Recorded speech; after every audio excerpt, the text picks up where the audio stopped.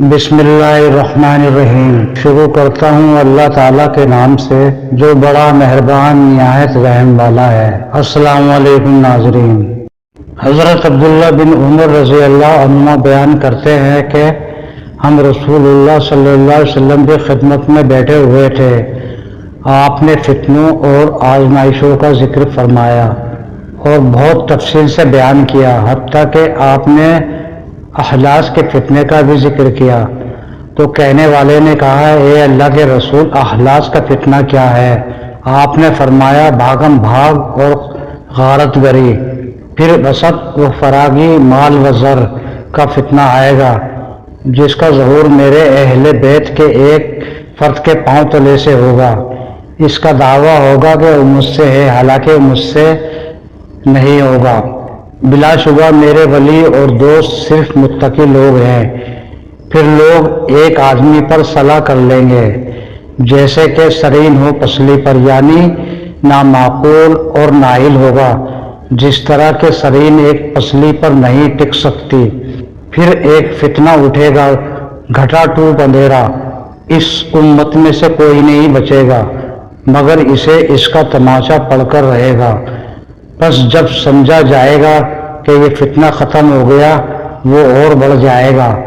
آدمی صبح کرے گا تو مومن ہوگا اور شام ہوگی تو کافر ہو جائے گا، حتیٰ کہ لوگ دو خیموں فرقوں میں تقسیم ہو جائیں گے، ایک خیمہ ایمان کا جس میں کوئی نفاق نہیں ہوگا، دوسرا نفاق کا جس میں کوئی ایمان نہ ہوگا۔ اور جب یہ احوال ہو تو دجال کا انتظار کرنا، آج آیا کہ کل۔ حضرت ابو موسیٰ رضی اللہ عنہ سے روایت ہے، انہوں نے فرمایا کہ میرے پاس کچھ اشعری لوگ آئے اور کہا، ہمارے ساتھ رسول اللہ صلی اللہ علیہ وسلم کے پاس چلیں، کیونکہ ہمیں آپ سے ایک کام ہے۔ میں ان کے ساتھ چل پڑا۔ وہ آپ سے کہنے لگے، اے اللہ کے رسول، ہمیں کسی کام پر مقرر فرمائیے۔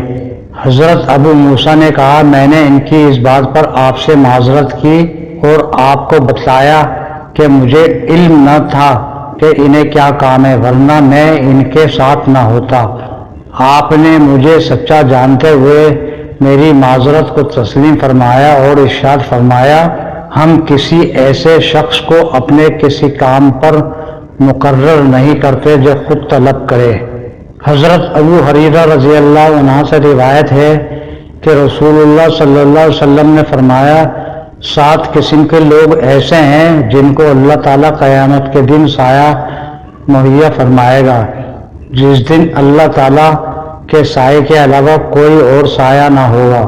نمبر 1 عادل حکمران، نمبر 2 وہ نوجوان جو اللہ تعالیٰ کی عبادت میں پھلے پھولے، نمبر 3 جو شخص اللہ تعالیٰ کو تنہائی میں یاد کرے اور اس کی آنکھوں سے بے ساختہ آنسو بہہ نکلے، نمبر 4 وہ آدمی جس کا دل مسجد میں اٹکا رہتا ہے، نمبر 5 وہ 2 شخص جو ایک دوسرے سے اللہ تعالیٰ کی خاطر محبت کرے، نمبر 6 وہ شخص جسے خوب رو اور معزز عورت برائی کی دعوت دے اور وہ کہہ دے کہ میں اللہ تعالیٰ سے ڈرتا ہوں، نمبر 7 وہ شخص جو اس قدر چھپا کر صدقہ کرے کہ اس کے دائیں ہاتھ کو بھی پتہ نہ چلے کہ دائیں نے کیا ہے،